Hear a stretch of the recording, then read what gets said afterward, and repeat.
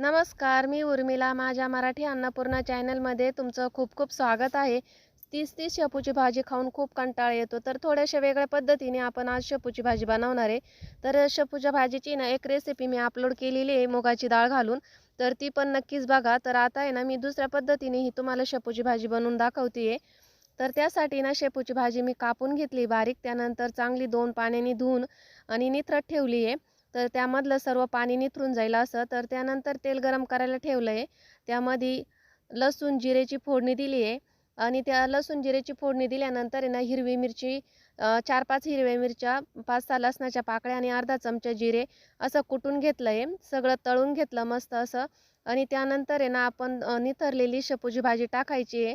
Direct पाण्यामधून काढून आणि कढईमध्ये परतायला टाकायची नाही, कारण जास्त पाणी होतं आणि भाजी आहे ना ही पानची लागते. मग आपल्याला सुक्की भाजी करायची आहे ना, त्यामुळं पाणी हे निथरून घ्यायचं. त्यानंतर चवीनुसार मीठ टाकायचं आहे. मीठ टाकून भाजी चांगली परतून घ्यायची आहे.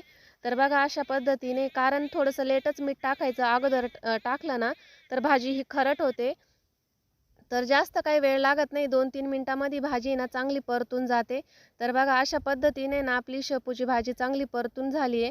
तरी 2 मिनिटं मी आता चांगली परतून घेते आणि आता शेवटच्या स्टेजला आहे ना, आपण यामध्ये भाजलेल्या शेंगदाण्याचा कूट टाकायचा आहे. थोडंसं जाडसरच घ्यायचं आहे, जास्त बारीक पण नको आहे. तर जास्त बारीक जर घेतला ना लगदा होतो भाजीचा आणि थोडंसं जाडसर जर घेतला ना सुटसुटीत अशी शेपूची भाजी होती आपली.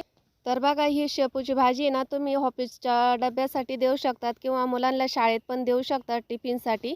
तर अशा पद्धतीने ना ही शेपूची भाजी होती आहे. ही बाजरीच्या भाकरीसंग, ज्वारीच्या भाकरीसंग, चपातीसंग खाऊ शकतात.